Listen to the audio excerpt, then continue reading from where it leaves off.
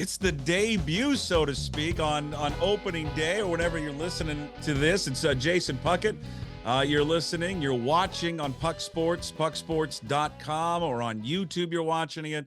Spotify, Apple, Amazon, like they say, right, Jim Duquette, wherever you find your podcast. And boy, I can't thank you enough for doing this and saying that I'm going to continue working with you and your project, a new project. And obviously we don't need to get into the details. I'm no longer at the radio station, but it's a choice that I made. I'm happy to make it.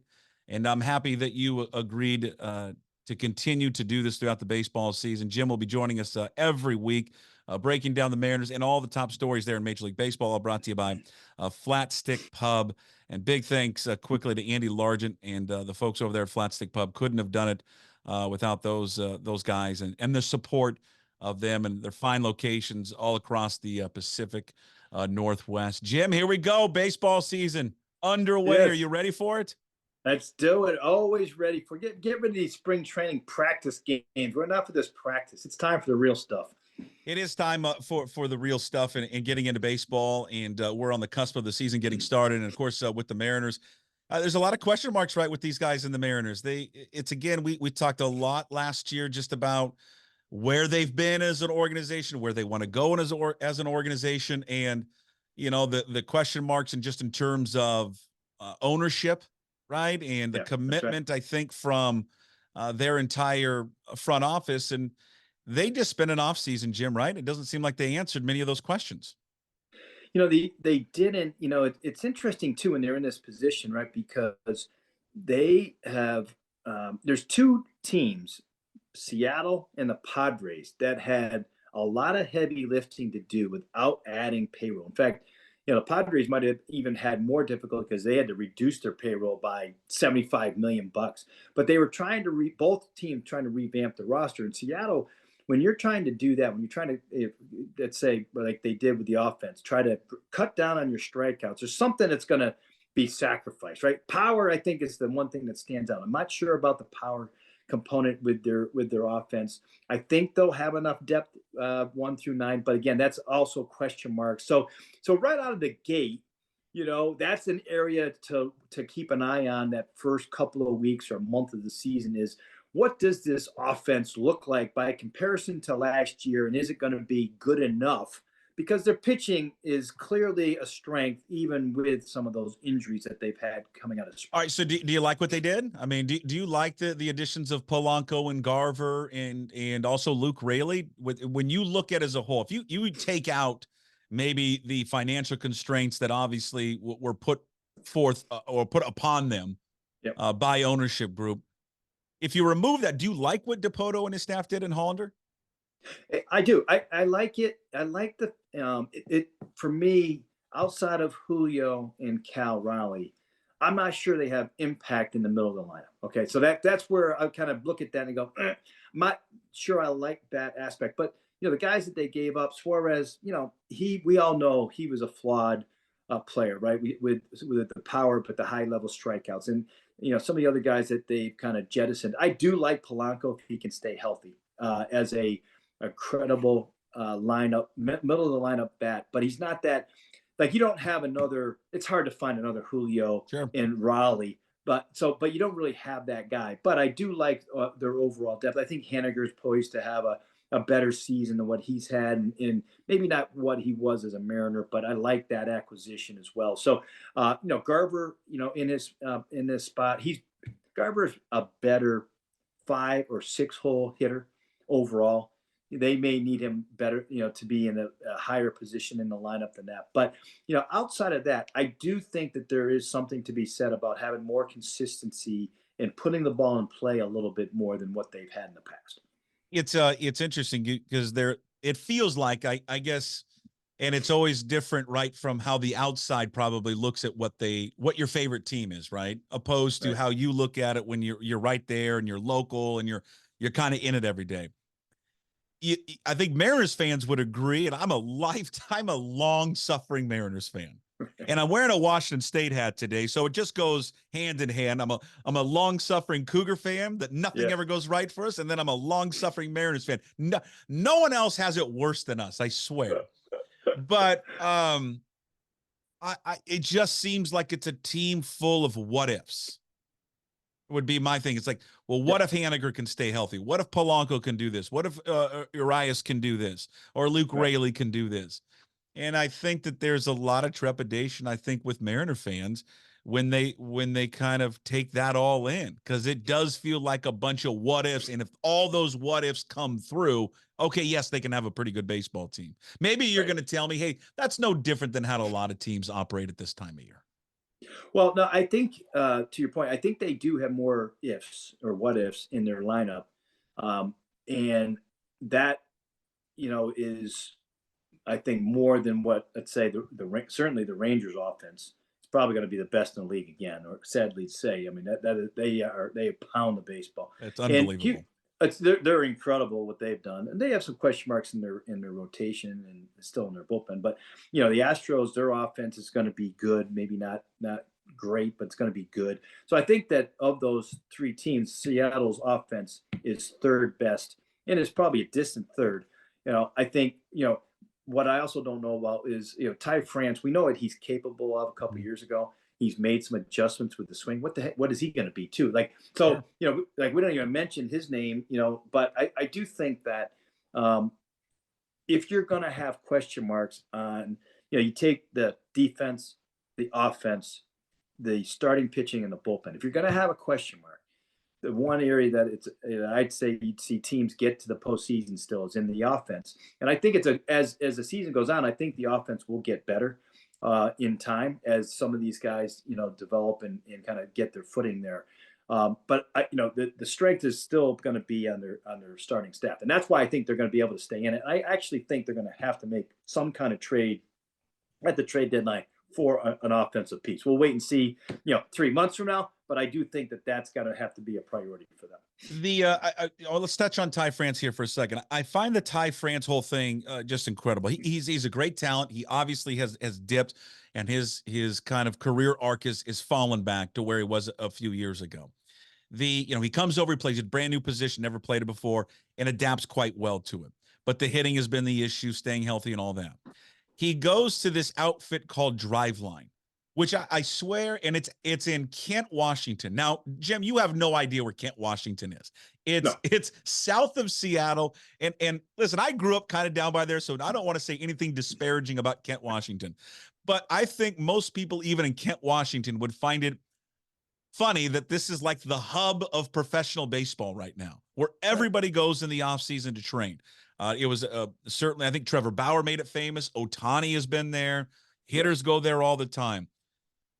You talk to people within baseball, and what is the secret sauce down there? What are they doing that maybe other teams are not doing with what they provide their players, pitchers, hitters, and all that? Yeah, and to your point, pitchers go there a lot too, and Luis Severino, who is with the Mets this year, went out there and he looks like a different guy than he was during the course of the year. It's incredible. It really is what they've done, and I think to their credit, what they do is they take what your current profile is and they match it up. Let's take a hitter in France. Match up what your strengths were in the past and what today's pitchers are like, and they match it up with what you're currently doing, what your swing looks like, your stance, your balance, your load, all of the aspects of what a hitter does. And they give you a blueprint of what they think is best for you by measuring all of these different variables in the swing and your overall strength. And it's very technical, and it's not for everybody, but the ones who embrace it, are the ones who are having a high degree of success. And I think with France, they made some adjustments. It looked like he's more upright in his stance, which doesn't always work for everybody. Some guys like to hit with a more kind of a crouched, weighted equally on their left and right legs. and then have let's say move their weight back when they come to that kind of load position, and that's a swing, and they see that transfer. He's a little more upright in that sense, but it works for him. Now, he's not a big physical guy, but it's guys who so what works for him may not work for Julio or may not work for other hitters, right? So they just find what works for him, for France in particular, and then they have to sell to a major league hitter these type of adjustments. They've gotten there already, right? They've gotten there and have been successful, but they have to go in with this open-minded mindset that to make adjustments and buy into what the data that has been presented to them. So they do an excellent job of presenting that to the player to get them to buy in. And then the last part of it is you got to have some success. You can have all these changes, but if you don't have a good spring training, they're going to scrap it, right out of the gate. And the one thing is we do, and this is not the knock on Driveline. You say this about anyone when we talk about success. We hear the success stories. That's right. More than anything. We don't hear the ones that have gone there and then not had success, because it is still at the same time, they can provide them with all the information, but it is also up to the player to eventually take what they've learned from whatever company or whatever outfit it is and apply it to the play there on the field. All right. A big offseason was just about what they didn't do, what they didn't spend. John Stanton came out here recently in an interview with King 5 Television, and I'll paraphrase, but basically essentially said there were really no constraints. I didn't say don't spend any money. The decisions that were made this offseason and the likes of Evan White and Robbie Ray, who he loved, according to John Stanton, these were moves made by Jerry DiPoto and Justin Hollander. By that, Jim, this flies in a direct conflict of what the offseason narrative was in the beginning of the season from his own front office people, president and GM, who said, yes, we are on a financial budget here where we can't do anything. And it seems like the owner of the team just threw his two top people under the bus. You sat in that chair. You were GM with the Mets. You were GM with the Orioles. How would you take that, hearing what the owner of the team said leading up to opening day? So that's happened to me before. And I'll tell you what ends up usually happening is, the winter is over. You've made your changes. You were presented a budget at the very beginning of the winter. And then as the winter went on and you started making these changes, the budget changed. There was more payroll available to you. But at that point, what was left in terms of what was left on the bone, so to speak, wasn't much that you'd want to spend the money on anyway. So you're better off showing the discipline as an organization. And, that moving target is really difficult if you're in the front office, because, all you really ask for at the very beginning of the winter is, what is the game plan? How much money do I have to spend? And then we'll go out and we'll make those changes and adjustments. But when that bar moves, like it has there in Seattle, I empathize with the front office in that standpoint, because it's happened to me before. So, I think that it's more, unfortunately, from the owner's side of things, I've seen it a lot where it's revisionist history. They don't want to be the bad guy. They don't want to be the one that, receives all the public criticism that, okay, we showed restraint, or I told these guys, it was different payroll. In fact, he might have even told them that they had more payroll, but the more likely it probably happened after the December, January period, when you could actually significantly upgrade with any type of money. If you are, and again, Jim Duquette is with us, former GM with the Orioles and the Mets, MLB Network Radio, Sirius XM, a weekly appearance with us here on pucksports.com. That's right, pucksports.com, which you can find on YouTube, also at pucksports.com. They're on the web, also Spotify, Apple, Amazon Music. Just search up Puck Sports and you will find all of the episodes, including our visit every week with Jim Duquette, former MLB GM, all brought to you by the fantastic folks there at Flat Stick Pub. Find one of their great locations across the Northwest at flatstickpub.com for ladies night, guys night, corporate night. They have you covered there. Andy and the crew. Big thanks to Andy Large, and can't thank him enough for his support of this new venture for me. Flatstickpub.com. Okay, so but when you hear what he said, does it make you as a GM and as a president fearful for your job security that he's kind of putting this on you? And it almost seems like, no, I had nothing to do with this. Because that as a Mariner fan, that's how I read it. I read it or took it in as, I didn't do anything wrong. Fans, don't blame me. You want to be mad at this roster, you blame those two. So if it goes south, it's their fault. Does Dipoto and Holler go into this season, maybe specifically Dipoto, with like a target on his back? Hey, we don't win, I'm probably out of a job. Does he feel that way maybe?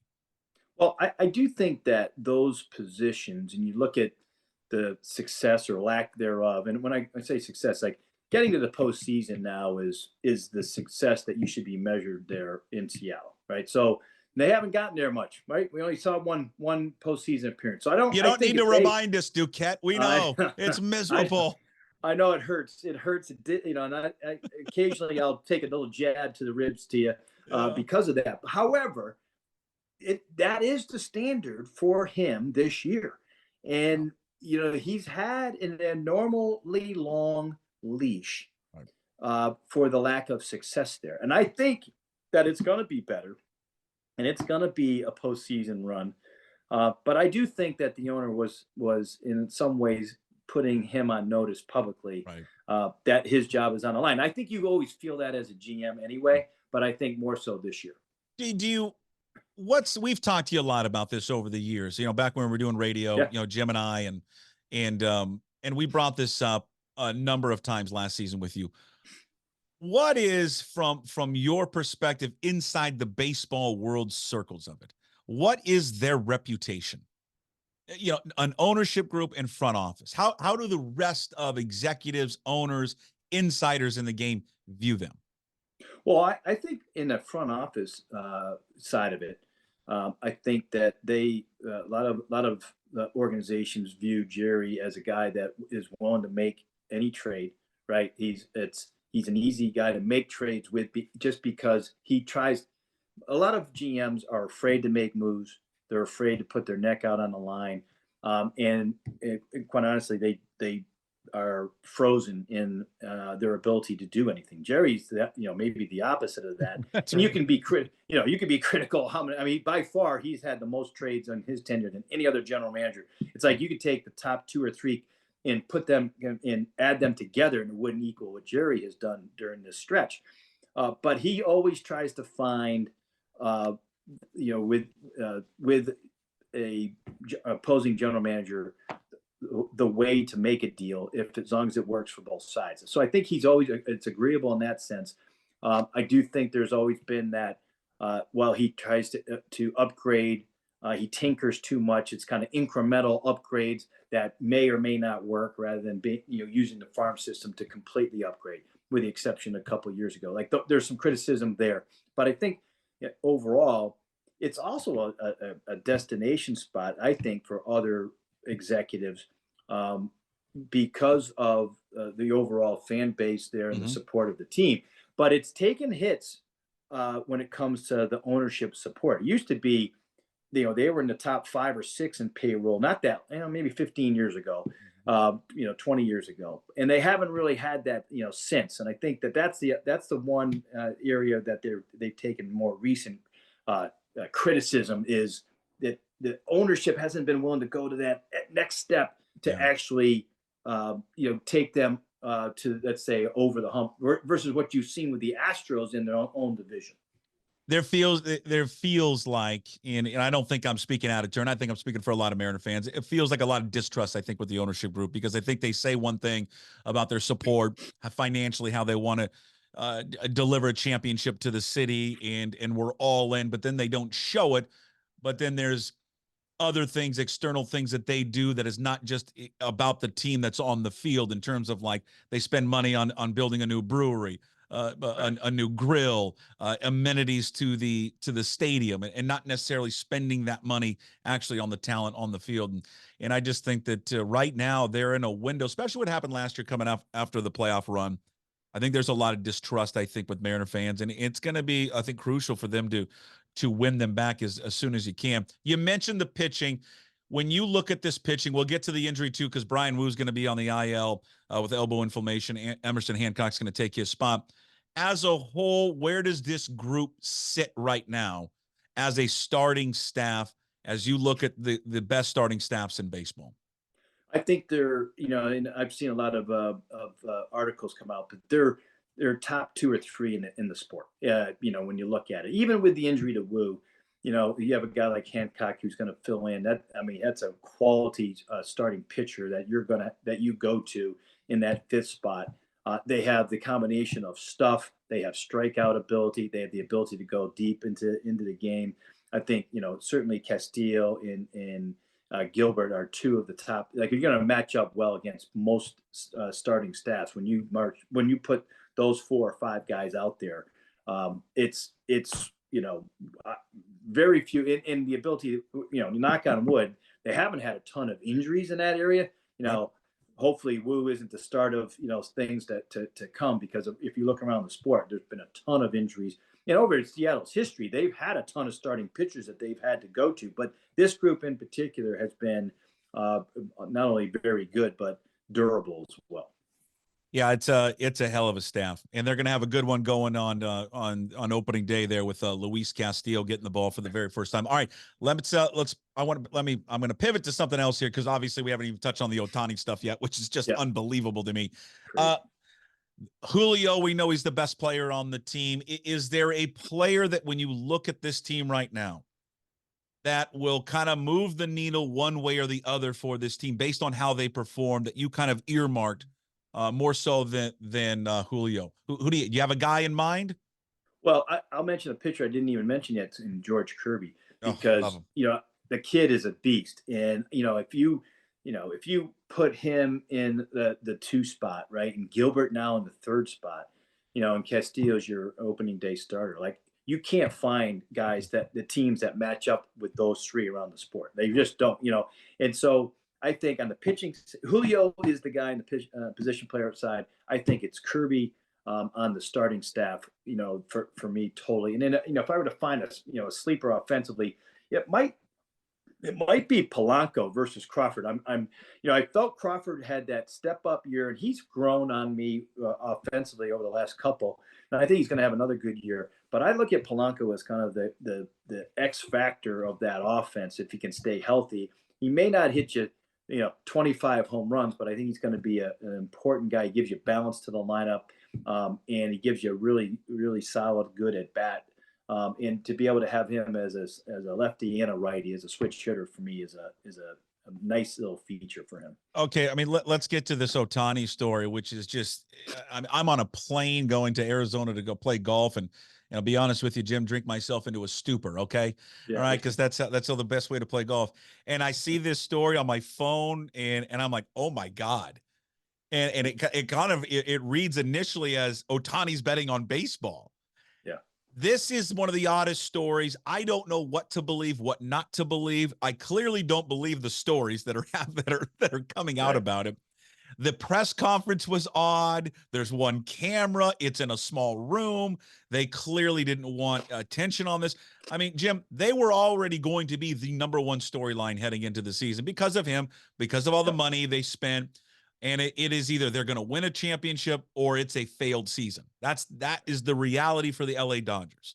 So they've got to go into that season with all that pressure, knowing, and Dave Roberts knowing this, who's had some missteps, right, is leading teams like this. At least that's the narrative and reputation for him. And now he's got to deal with this and this Ohtani story. I mean, I know a lot of people know about it. I mean, the interpreter comes out and says that he was betting on games, and that Ohtani helped him pay off the betting debts to a bookie in Los Angeles, and then comes back less than 24 hours and says, well, no, he didn't do anything. He didn't pay for it. He had nothing. He had no knowledge of it. And people are like, well, how did you get access to the account to pay him? I mean, someone's not telling the truth. I tend to believe the first side of the story. Right. And now they're trying to protect Ohtani, and he's obviously going to be the fall guy. What do you make of this, and what should Major League Baseball do with this information? Yeah, it's really difficult to figure out which end is up, which end is truthful, right? All I can speak to on this is, so the access part is absolutely fair point that you bring up, and everyone goes, "What in God's name? How did he get access? How did he not know about Yeah. this?" Right? I can tell you from being in the front office, I've had this happen on more than one occasion. But I'll give an example. We had a Korean pitcher that we had an interpreter for, and his name is Daniel Kim. He's part of the KBO now, but he actually tweeted about this, and it reminded me of the story. So he was an employee of the Mets. He was charged with making sure that Jay showed up to the ballpark. He went to the right restaurants. He basically did all of his errands with him. They were very close, very similar to the way Ohtani and his interpreter was. And he would travel with this pitcher's checkbook, and he would write out. He would pay bills with his checkbook to the clubhouse guy for clubhouse dues and things that occur on the road. So right out of the gate, he had access that nobody else had to his banking account, and he had the blessing of the player. And it's not that difficult when you think it like along those lines. Yeah. And these guys were together for 6 years, every single day. Like, wouldn't be surprising that Ohtani did something similar where he gave him access to the accounts. Hey, I need you to do this. I need you to pay these bills for me every day, so I can concentrate on playing baseball. Now, the amount of money that was wired, the fact that Ohtani didn't see that or didn't know that, that's alarming. I will also say that people around Ohtani, they didn't notice it either. And that's as big of a concern for me. Is that's their job. Their job is to protect him from that. So there's a few things there that, kind of, I understand how it could have happened as a guy that's been in sports for a long time. That is kind of outside what you and I would ever allow in our own lives. Yeah. So you find it plausible. I find that more plausible than not, versus let's say, the average person who would go, "Oh, I would never give that kind of access." And nor would I, nor would you probably, but I have seen it happen before. And it didn't surprise me when I heard he had access. Well, maybe different cultures too, right? Different cultures acted differently about those things. If it comes out at all that we see any type of involvement that Ohtani had, whether he knew to pay for it or not, or he was a part of it. I mean, what could Major League Baseball do? I mean, this is their biggest superstar. Yeah. I mean, would it ever get to a point? They want to avoid a suspension, clearly. Right. But, I mean, they want to do everything to get out of that and not have that happen, I would assume. But, I mean, that would just create a massive mess if they do find out some information that he did know. Because what do you think they would do? You think they would suspend him or sit on him? No, I think they will suspend him. I don't think they'll. The feds are on this. The IRS is on. You never get the IRS to say anything about anything. Right. You can't even get a hold of them. And they've already commented that they're investigating this too. So this is going to have so many eyes on it. And I think that if Major League Baseball finds, let's just take the very simplistic, let's say he wired money to the bookie, which to me would be plausible. And he said, "Hey, you know what? You pay me back." Right. But that's in itself illegal in the state of California. The illegal wiring of money, whether it's on baseball or other sports, if you are caught doing that, it's an automatic 1-year suspension. That's what is on the line. Minimum is on the line for Ohtani if this plays out. So that's what I thought was so fascinating about his press conference was he was completely denying it. And all of these details are going to come out at some point. There's no way they're going to be able to hide it. And so that's what's on the line for him is this potential 1-year suspension or more. I can't thank you enough, honestly, from the bottom of my heart. You didn't waver when I talked to you about doing this new venture, knowing the situation that was going on with me personally. I'm indebted to you, honestly, for life. You've shown an extreme amount of loyalty to me, Jim, honestly, and the fine folks there at Flat Stick Pub. Jim Duquette, former Major League Baseball GM, will be joining us every week here on pucksports.com, which you can watch it on the website. You can watch it on YouTube. Just search YouTube at Puck Sports. And then also listen to it on Apple, Spotify, Amazon, wherever you find your podcasts. Jim will be joining us every week. We'll hope to be consistent with the day. We'll get to that, I promise. But big thanks also to Andy Largent and the fine folks there at Flat Stick Pub. Ladies' night, guys' night, fun night with the family, kids, corporate events. Visit flatstickpub.com for all the locations across the area. Just so happy that they decided to move forward with me. Jim, I appreciate it. Thank you for doing it. We'll talk to you next week. Talk Thanks, to you sir. next week. Yeah, look forward to it.